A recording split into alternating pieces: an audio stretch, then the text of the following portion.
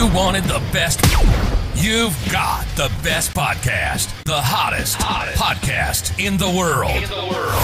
The Chris Voss Show, the preeminent podcast with guests so smart you may experience serious brain bleed. The CEOs, authors, thought leaders, visionaries, and motivators.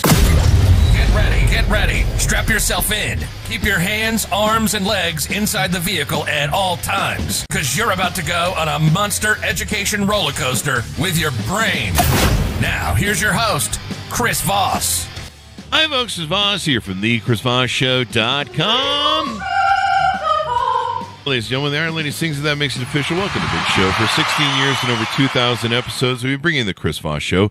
All the smartest people on the show, the brightest minds, the Pulitzer Prize winners, the CEOs, the presidential advisors, let's see, what else is there? There's all the wonderful people who write the amazing books and stories that we have on the show that share with you in your life to bring them better. And as always, go to goodreads.com/Chris Voss, LinkedIn.com/Chris Voss, Chris Voss won the TikTokity, and Chris Voss, Facebook.com. Today we have an amazing young man on the show. I'm sure you've seen him all over the news. He does a lot of features, especially this time of year around elections.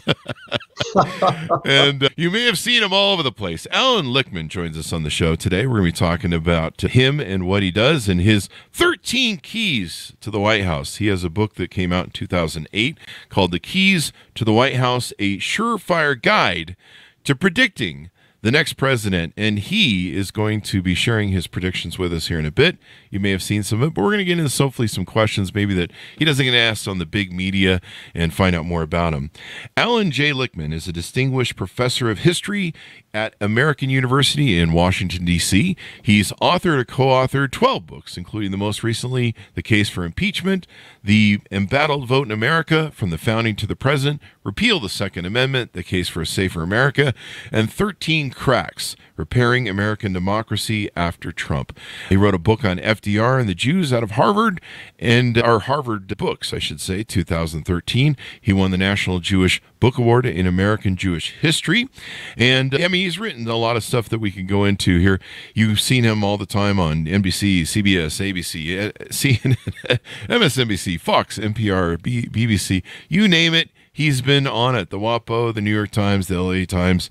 He's published more than 200 scholarly and popular articles and served as an expert witness in some 100 voting rights cases, including landmark cases on redistricting, voter ID, and large elections. So, welcome to the show. How are you, sir?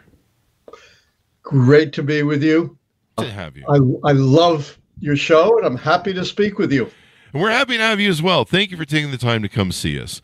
Give us any .coms you want promoted. Where do you want people to find out more about you on the internet? Yeah, what I really want people to check out is my live show. I do it every Tuesday and Thursday at 9 p.m. Eastern with my son. We started with nothing, and we now have 130,000 subscribers. You can find it at Allan Lichtman YouTube, ALLANLICHTMAN YouTube. And we're on tonight, 9 p.m. Allan Lichtman YouTube. One word. You can find it there on YouTube, and then we'll have a link for it on the Chris Voss Show. So give us a 30,000 overview of what these keys are to the White House, why they're so important, Allan. Yeah. The keys to the White House are the alternative to the pundits on the one hand. They're all my buddies. I love them. Been working with them for decades. But it's sports talk radio. It's entertaining, but they have no scientific basis for predicting elections. And the polls. The polls are snapshots. They are abused as predictors. And the error margin of the polls, Chris, is far greater than they tell you. Nobody really analyzes this much. But you know, you've heard they say the error margin's plus and minus 3%, which means there has to be a 6-point gap in a horse race poll before it's significant. But that's pure statistical error. You got to add on to that non-statistical error. People don't respond to pollsters. They may lie. They may change their minds. They don't know who's voting. So they have to guess these so-called LVs, likely voters. That doubles the margin of error. And it's not random. It's unidirectional. In 2016, the pollsters underestimated Republican voting strength. And like generals, Chris, fighting the last war, they seem to have made the adjustments, so they're now underestimating Democratic voting strength. So in that very famous special election in New York in 2024 for the congressional seat previously held by the disgraced and dispelled George Santos, a poll taken right at the eve of the election had the Democrat ahead by 1 point. He won by 8 points, outperforming the polls by 7. So the keys to the White House are the alternative to the polls and the pundits. And they are based on how American presidential elections really work as votes up or down on the strength and performance of the White House party. In other words, a pragmatic electorate asks a simple question. Does the White House party deserve to get 4 more years, or do we need to try something new? And I developed the keys in 1981 as part of the odd couple of political research. I teamed up. We were both distinguished visiting scholars at Caltech. In 1981, I teamed up with the world's leading authority in earthquake prediction, Vladimir Kailis-Borak from Moscow. And we used his methodology of pattern recognition to look at every American presidential election from the horse and buggy days of politics, the election of Abraham Lincoln in 1860 to the election of Reagan in 1980. And that research led to the 13 keys to the White House, unique set of indicators, and our simple decision rule. If 6 or more keys go against the White House party, they're predicted losers. Fewer than 6, they're predicted winners. That's what the keys are about. That's how we develop them. Have they changed much over that time since 1991, I think you said? We met in 1981, and we chose to look at elections from 1860 because that was the beginning of the modern system of Republican versus Democratic competition. Before that, it was Whigs versus Democrats, but the Whigs imploded in the 1850s, and you had a competition between the Know-Nothing or American Party and the Republicans. The Republicans won out, and they became the second major party along with the Democrats in 1860. Let me ask you this. I watched a video yesterday, I think it was from one of the top news channels, and they were showing what goes on in a pollster's calling room. They were showing how they're calling people and they're trying to get them on the phone to do the polls for them. And it made me realize that these polls are just taken from people. Who the hell picks up their phone and answers a random number anymore? Like, because usually they're scammers. That's a huge non-statistical problem. It makes me question if you're crazy enough to answer the phone from a pollster number that you don't recognize. Do we really want you voting? I'm just kidding. Or will you be voting?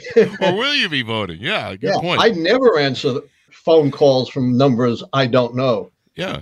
And I'm exactly the kind of person who always votes, and they should be polling. Yeah. It's kind of like the same thing with our jury pooling system in courts. You basically have to prove that you don't read the news and you don't know shit about what's going on in the world to be on a jury. And so I looked at that video of them in a polling office, and they're making calls, they're trying to get people on the phone, and I know I get 5 billion calls from scammers all day long. It's insane. And so I'm like, who is these people that are picking up these phones and answering? I mean, that's a real big question. Yeah, totally skewed sample, aside from the fact that, as I said, they have no idea who's actually going to vote. They have to guess. Yeah. I mean, when they call those pollsters, are those registered voters they're calling, or are they just calling anybody sometimes? I guess it depends. Maybe they're supposedly calling according to a random stratified sample. Random sample means you're not self-selecting, you're scientifically selecting. Stratified means you're trying to replicate the actual population. Problem is they can't. So they have to weight the responses to make sure we're not having 90% white men like me instead of, 40% white men like me. Yeah. It'll be interesting because the pollsters, as you mentioned, they hit wrong in 2016. They hit wrong on 220. I wonder if they're going to meet in the middle and get it right, or I don't know. So what is your prediction? Is RFK going to win? RFK Jr.? Or, yeah. Yeah. Can I give you the slightly long answer? Please do. Yeah. I've been predicting elections for over 40 years. My first prediction was in April 1982. Remember, I developed the keys in 81. So these were not predictions. They were development. So my first actual prediction of an unknown election was in April 1982, nearly 3 years ahead of time, when America was in the midst then of the worst recession since the Great Depression, double-digit unemployment.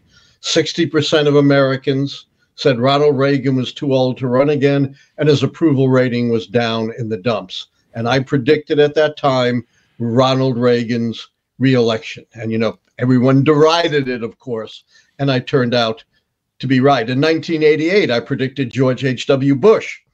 In May, when he was down 17 points to Mike Dukakis, and all the pundits and pollsters thought I was nuts. And of course, in 2016, I defied all the pundits and pollsters and predicted Donald Trump's victory. In other words, my predictions are totally nonpartisan. They have nothing to do with my political views.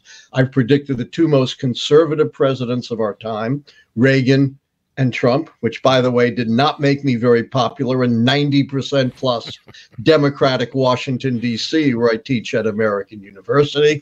And I predicted liberals like Obama.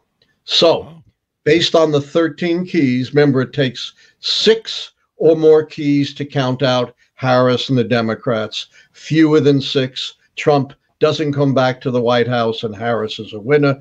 Right now, I have Harris down these keys. Mandate key, because they lost U.S. House elections in 2022.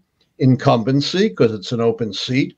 Incumbent charisma, because whatever you may think of Harris, this is a very high threshold key. You have to be one of those once in a generation, across the board, transformational candidates like Franklin Roosevelt and Ronald Reagan. Clearly, Harris is not in that pantheon. And foreign military failure, I count against the administration. The Middle East is a disaster. It's a humanitarian catastrophe in every regard with no end in sight. But that's 4 negative keys, 2 keys short of predicting an incumbent party loss, which is why the keys foretell we're going to have a new unprecedented president, the first woman president, at least cracking, if not shattering, the glass ceiling. And Chris, the first president of mixed African and Asian descent, kind of foreshadowing where our country is going. We're rapidly becoming a majority-minority country. Old white guys like me are on the way out. Me and you. I think that's what scares the GOP. But so let me ask you this on the thing. You're predicting Harris to win. Put all my money on Harris, damn it. I'm running to Vegas to put this in. So let me ask you. I never advise anyone to bet. Come on, you've got a great track record. I should be able to put money on it. I think. I don't know. I'm gonna bet my kids. I never bet on my predictions because I won't jinx them. That's probably a good idea. I may be a very rational professor, but I'm very superstitious. Now you mentioned charisma as one of the keys. Now there's been this thing since, and I'm sure you've heard of it, but it started with Nixon and JFK, and it was the fact that usually the most charismatic person wins. And I'm sure you've heard that because people watched the JFK-Nixon debate, and they thought JFK won, but people that listened to the debate thought Nixon won. And so that TV era kind of brought us the people who come across the most charismatic in a presidential debate seem to be the winners. Do you think that's a fallacy? That's not correct in our valuation? No, I think that is correct. Mm-hmm. I think in the television era, what counts as charismatic may be somewhat different that counted in, the pre-TV era, most of the 20th century and everything before that. But let me stress what a high threshold key this is and how rare it is. Since 1900, I've only counted about a half a dozen candidates as fitting the bill. And I don't think we dispute much who they are. Theodore Roosevelt, Franklin Roosevelt, Dwight Eisenhower, because he was a pivotal war hero, and that's part of the definition of the key, JFK, Ronald Reagan, Barack Obama in 2008. That's it. There's no other. And all of those charismatic candidates, except for Kennedy, who died in office, were elected to a second term. Whereas of the, I think, 9 presidents I didn't count as charismatic, 5 of them lost for a second term. It's not the only factor, but, you know, if you're one of those very rarefied candidates, that makes a difference. You know, people often tell me, how can you not count the challenger charisma key against the White House party? Certainly Trump is charismatic. And my answer is, doesn't matter what you think of Trump. It's how the key is defined. You have to be like FDR and Reagan, who won 6 elections in landslides, across the board appealing. You can't just fire up a narrow base. In 4 years as president, Donald Trump's Gallup approval rating was 41% on average, put him right at the bottom of all presidents. In 2 elections, he lost the vote of the people by 10 million votes. So whatever you may think of him, he doesn't have that vast across the board appeal needed to turn this key. Wow. Then, now we recently saw Trump at McDonald's. Have you thought about adding a McDonald's Big Mac key? I'm just kidding. You know, I'm in training for the National Senior Olympics. In my age group, 75 to 79, I qualified for the 1,500 meter and the 800 meter run. Not easy stuff for an old guy.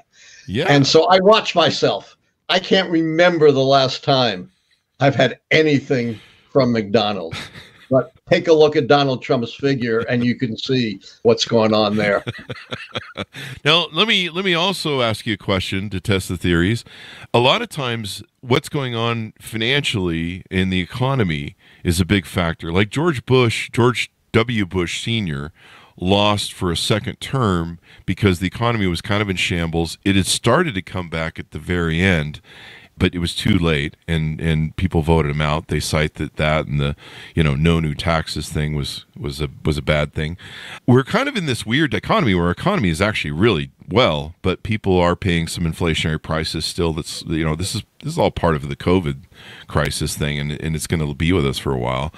But most Americans don't really put those two together, and so my concern is that a lot of Americans seem to think that we're still in crisis mode. The stock market thinks something completely different, but you don't see that being a real weight on the election this cycle. Here's the thing. Let's go back to George H.W. Bush. Only 2 of my 13 keys relate to the economy, and he lost both those keys, partly for the reasons you lay out. But it gets a little more complicated. But let's just assume he lost both those keys. He lost 3 other keys. That's 5. Not enough to count him out. You know what the critical 6th key was that cost him the election? Ross Perot, the most successful third-party candidate since Teddy Roosevelt in 1912.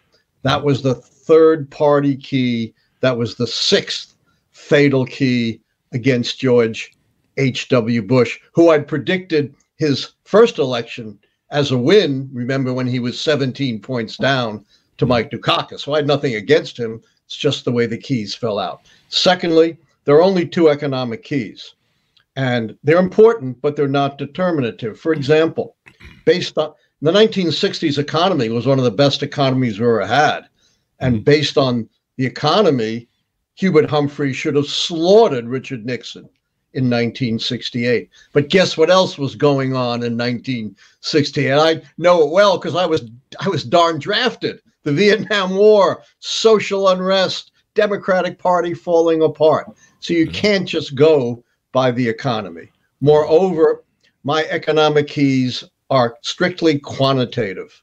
The short-term economic key says there's no recession in the election year, and we have the National Bureau of Economic Research monitoring that. And the long-term economic key is real per capita growth at least equals during the term the average of the previous 2 terms, and the Biden growth statistics are way ahead. Now, people have pointed to all kinds of other things. You can piece the economy any way you want. People are still worried about inflation on the one hand, but on the other hand, we've had the greatest stock market ever. Old people like me see our, pensions, our investments going up. We have booming employment, real wages are rising. But I don't take pieces of the economy. I don't take polls, which vary enormously. For a time, a majority of Americans thought we were in a recession. No longer. For a time, Donald Trump was way ahead of Harris or Biden on the economy. That's all been eroded. So again, if you want to develop your own system based on something else, go right ahead. But my two economic keys are what have stood the test of time for 160 years. Because you've gone back and sampled them through all the presidents then. Yeah, I'm an historian. That's what makes another thing that makes my system unique. Now, remember, in 1860, we had no automobiles, no planes, no radio, no television. Women couldn't vote. African Americans were mostly enslaved. My ancestors from Eastern Europe weren't here yet. We're an agricultural economy. So the keys have survived. Enormous changes in our society, our economy, our politics, and our demography. Well, do you see right now, like in an example in Georgia, I think they had 300,000 people show up the first day, another 300,000 or 400,000 show up the second day. I mean, it's like 700,000 people, I think, in 2 days show up in Georgia. Yeah, I think Georgia broke some records. Yeah. Does that bode well for what you see in your prediction then, I guess? It doesn't affect my predictions one way or another. My keys are simple integral parameters that take into account all the individual features of an election. You can't predict an election by breaking it down into its component parts. Let me give you an analogy. You have your cup of tea. You pour sugar in your tea. You learn nothing by trying to follow the individual sugar molecules, but you can learn a lot from simple integral parameters like density and sweetness. That's what the keys are all about. They don't break down the electorate into pieces and then try to put it back together. And that's another unique feature of the keys. Now, if you want to step outside the keys and take a more conventional approach, NBC News does every single day break down the early voting. They break it down nationally by party and gender for those states that keep track of that. And they do it for individual states. And so far, for most of the swing states, it's very favorable to Democrats, which is typical of the last few elections. Democrats do better in mail-in and early voting. But this time, Republicans have tried to make a concerted effort, despite Donald Trump saying, mail-in voting is fraudulent, to get Republicans to vote early and mail-in. And on the basis of some very preliminary results, which don't predict anything, that's one thing the Democrats can be happy about. Yeah. Now, with your models that you use, the 13 keys, can you copy that onto down ballot races like Senate and House runs? I tried that a number of years ago. I think it was back in the 90s. It's not easy. I developed one set of keys for all the Senate elections. Not an easy thing to do. And the keys are totally different. The keys to the White House are unique to presidential elections. And I was pretty happy. I got 85 to 90% of the Senate elections with one set of questions. But what do you think all the critics harped on? The ones I got wrong.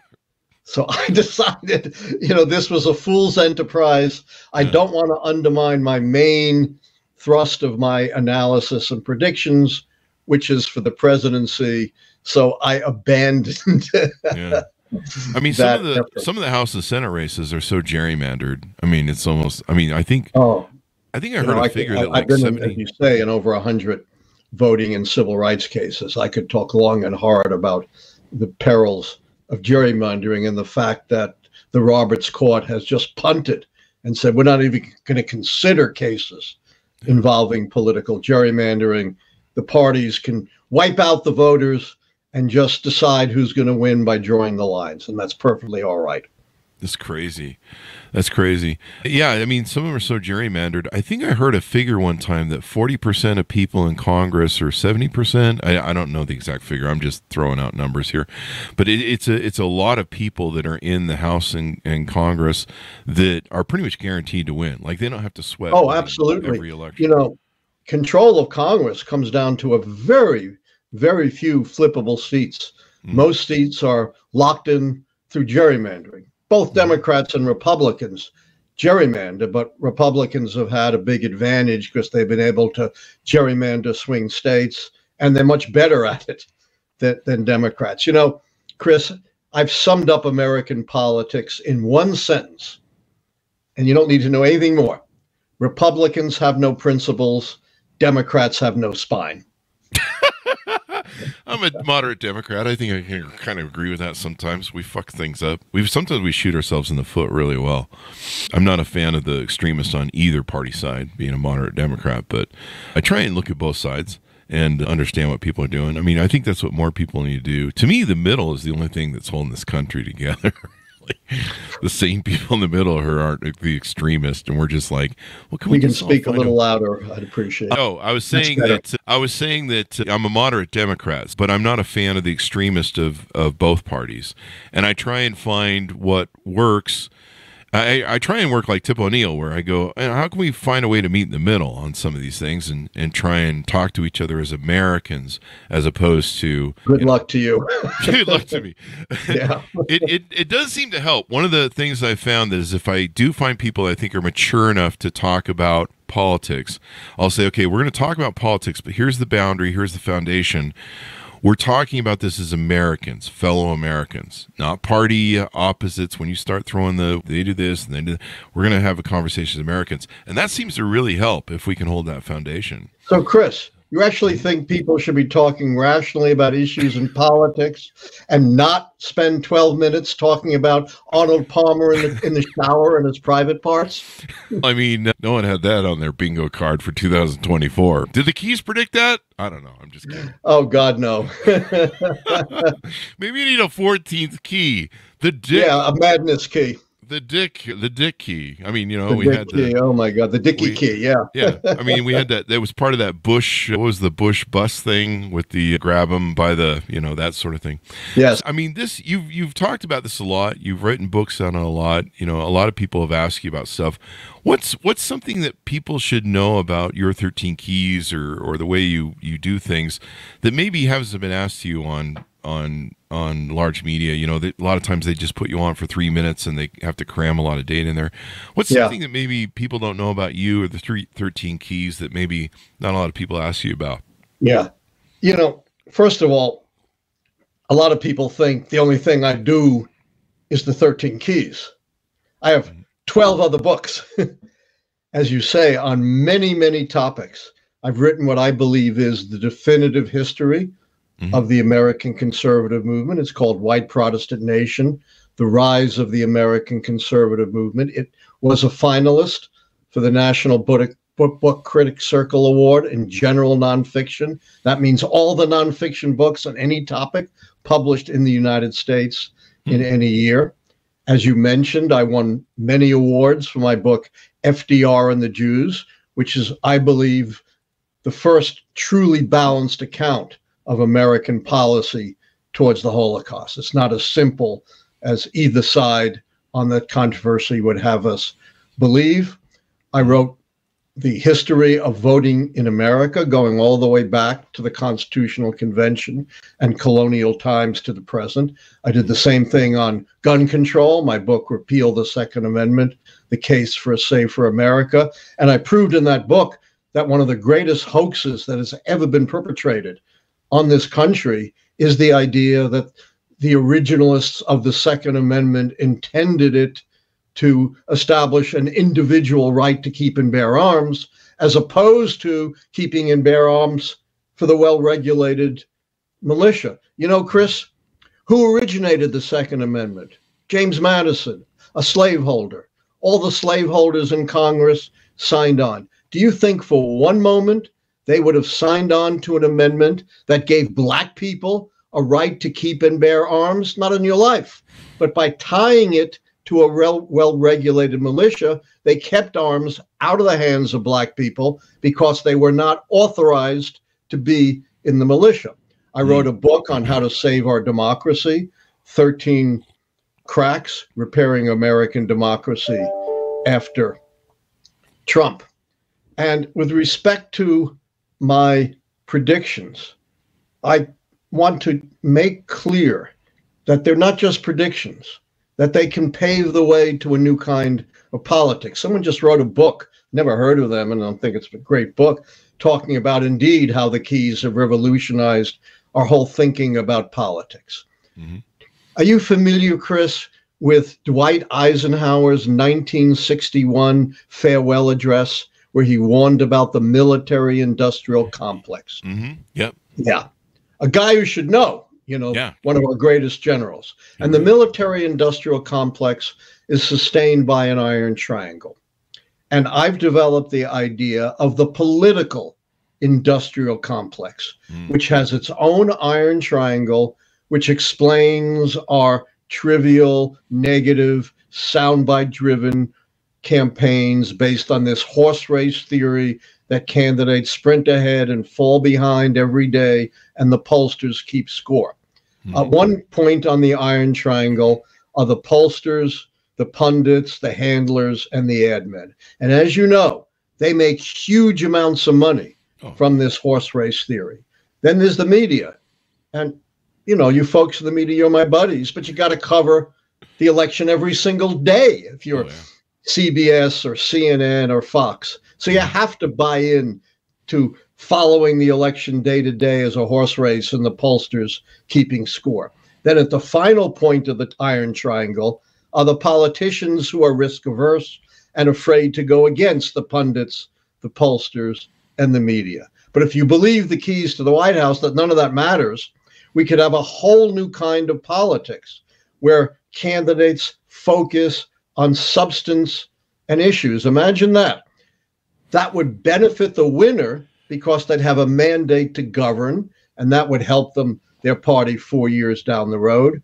And it would help the loser because they would leave a mark. They'd have an influence on history.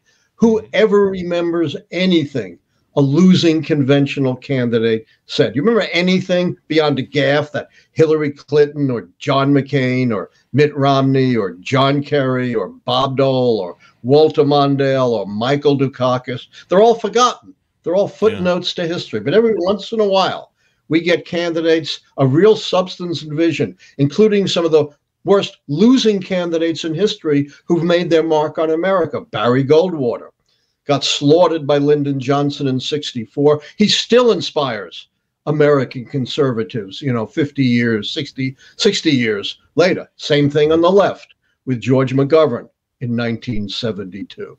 So the keys actually have a real message, which is something I've been screaming about for 10 years, and I haven't made a dent in the iron triangle. We could have a much more positive kind of politics. And what would that look like?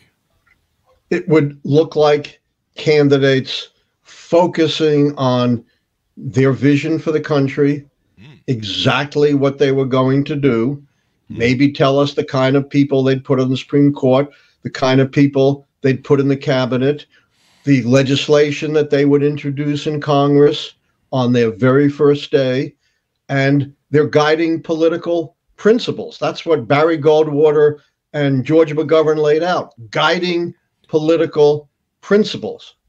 You almost never see that in conventional campaigning anymore. And we could have real substantive debates instead of debates that really enlighten very little. And the media commentary is really blinded to the substance of the debates. Yeah. I mean, it's very few good debates I think I've ever seen. I think the Kamala Harris, or I don't remember which one.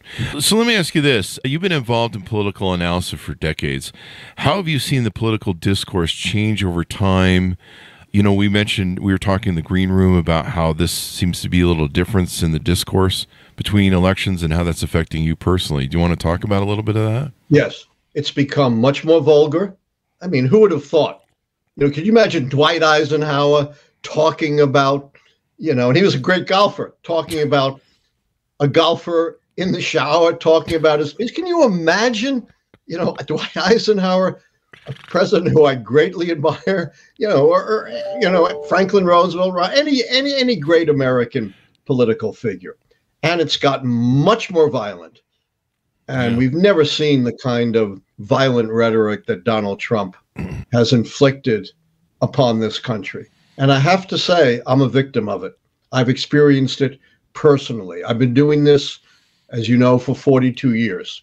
I think I've just outlived every other forecaster. And I've heard every criticism imaginable. People keep thinking, we got you. And I said, I heard that 40 years ago. But leave that aside. I have never experienced the kind of hate that has been inflicted on me this year. And I have no power. I'm just, an intellectual. Yeah, you're just calling the ball as you see it. I just call it as I see it. Sometimes for liberals, sometimes for conservatives. But I have gotten so much scurrilous, vulgar, violent, threatening hate this year, unlike anything I have seen in previous years. The safety of our family has been compromised. This should not be happening, and it is an example of just the devolution of political discourse in the United States. And, I attribute it to the advent of Donald Trump. I would agree with you. I mean, this is what happens usually in the rise of fascism and authoritarianism is violence, threats of violence, threats to quell people speaking up or asking questions. It's a very dangerous time, I think. It's a very dangerous time. Yeah. And, I very much worry what might happen. I worry even that if Harris wins, or should win, I should say, since these are your keys, what are we going to have? Are we going to have January 6th 2.0? And what does that look like? You raise a very interesting question. Trump and Vance have made it crystal clear that they're not going to accept a loss. Doesn't matter how legitimate, they're not going to accept a loss. And by the way, beyond challenging the results of the vote of the people, Donald Trump has made it crystal clear that he's going to govern as an authoritarian. He's already said he wants to call out the military to persecute his political enemies. He wants to throw them in jail. He'll be a dictator on day one to drill. Well, no one who's been a dictator on day one has ever voluntarily given up power.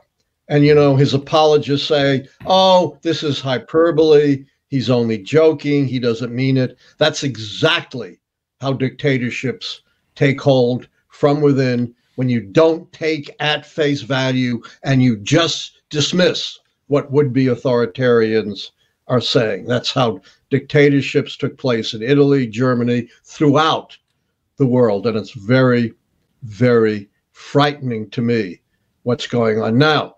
What Donald Trump has done this time is a little different.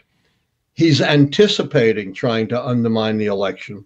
So he's put into place loyalist election deniers in local administrative election positions, in boards of elections. Just had a big controversy in Georgia, where a Trump majority on the Board of Elections has authorized local administrative officials not just to certify the election, which is all it's supposed to do, but actually look behind it and, possibly meddle with the results or go through a hand count, which can lead to all kinds of mischief.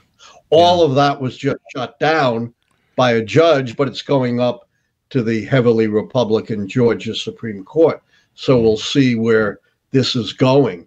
But Trump and Vance have already made preparations, no matter what the result, if they lose, to challenge it. Now, the big difference between now and 2020 and 2021, before January 20th, is Trump is not the president, doesn't have the power of the presidency to deploy. Joe Biden is the president, and the federal government is taking measures and steps to make sure it'll be a fair election, like assigning election observers to make sure there'll be no shenanigans. Yeah.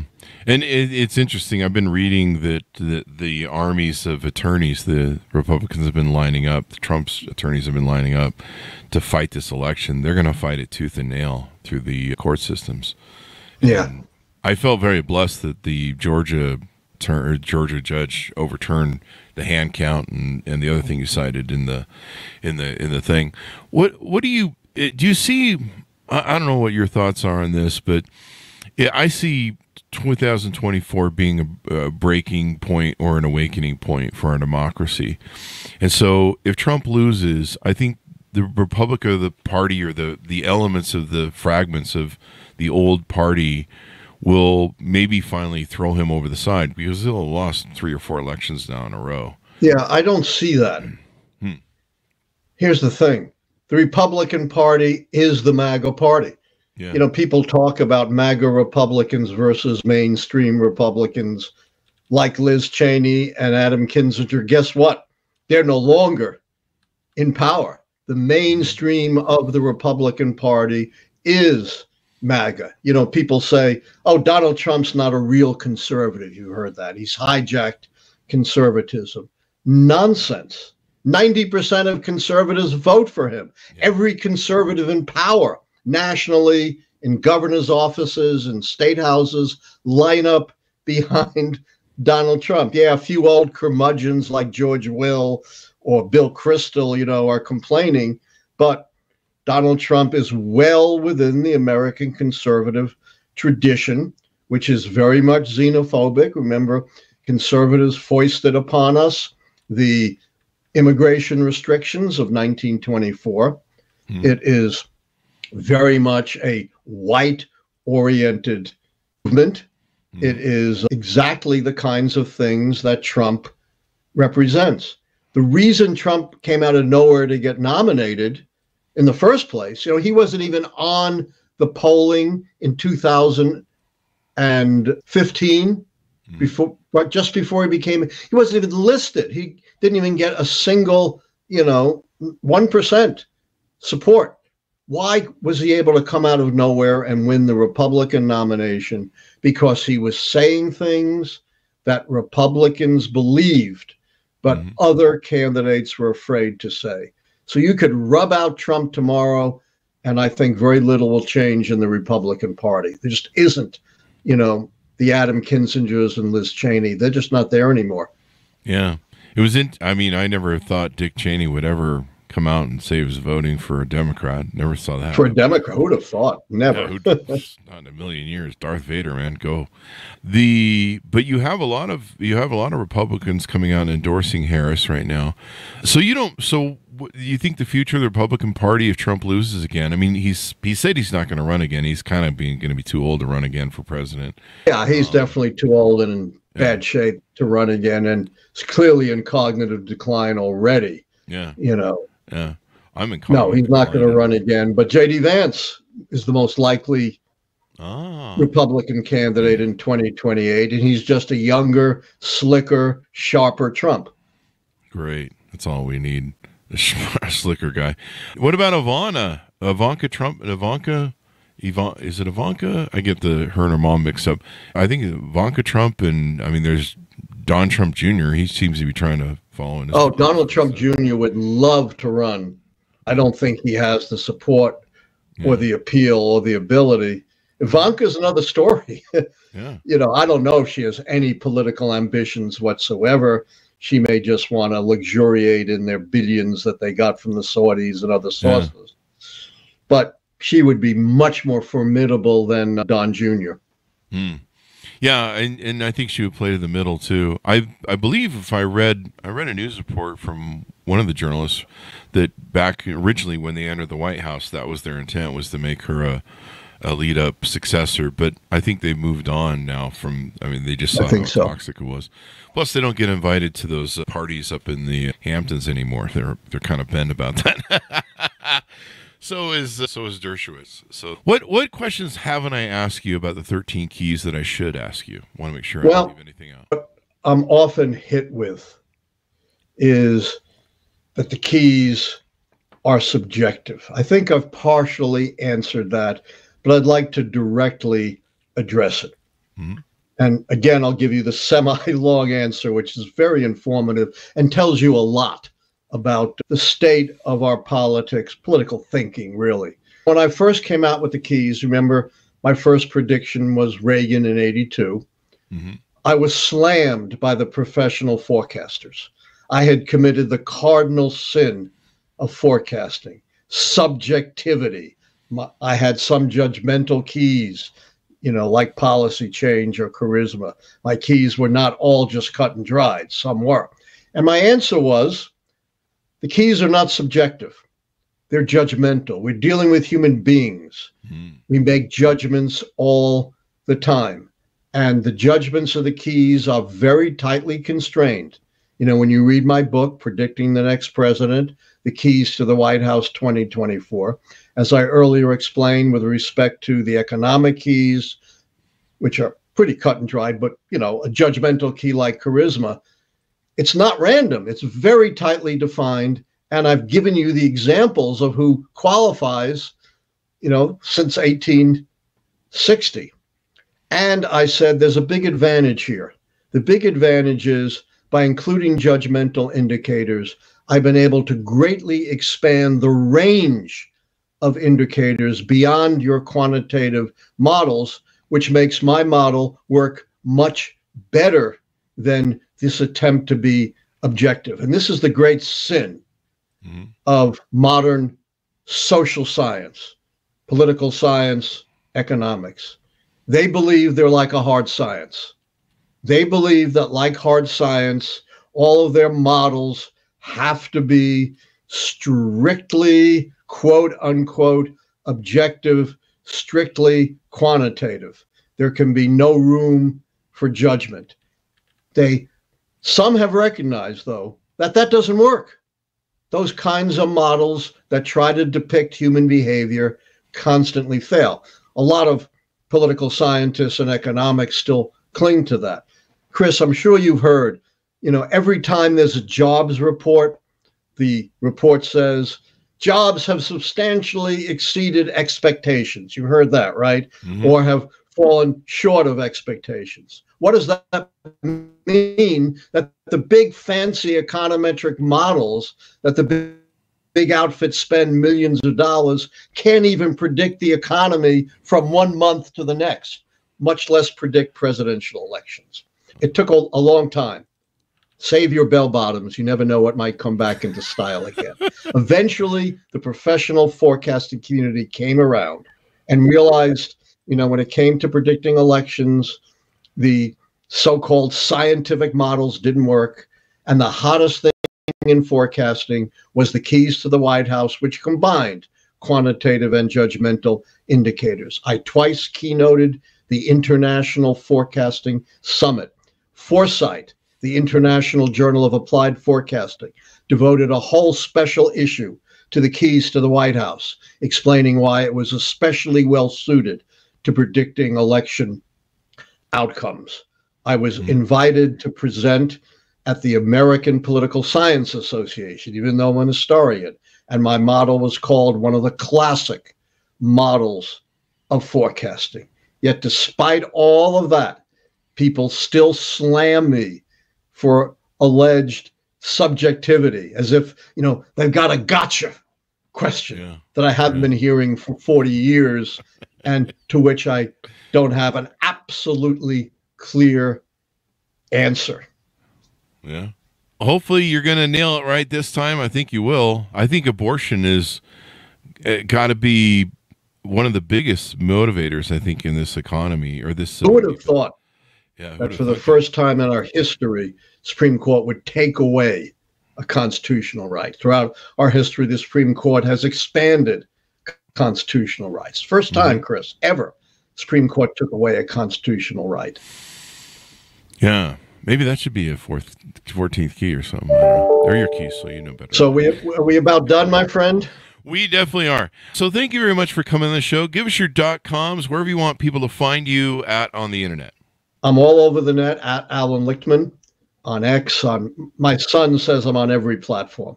I leave all the technical stuff to him. I'm an old dinosaur. But the best way to get my views, I've got a lot of stuff on X. I got a lot of stuff on YouTube, but you can catch me live every Tuesday and Thursday at 9 p.m. Eastern at Allan Lichtman YouTube. That's ALLANLICHTMAN YouTube. I'll be on tonight. We have 130,000 subscribers, and we started with 0. There you go. It'll be interesting to see how this whole election turns out, and if Yes. you're still smacking home runs. So I'm in your court, and hopefully everything continues to go well for you. So thank you very much for coming on the show. It's been a great conversation, Chris. I really enjoyed it. Take care. So did I. Really. Folks, order up the books wherever fine books are sold. The Keys to the White House, a surefire guide to predicting the next president, out February 15th, 2008. See his subsequent books as well. Allan Lichtman has been on the show with us today.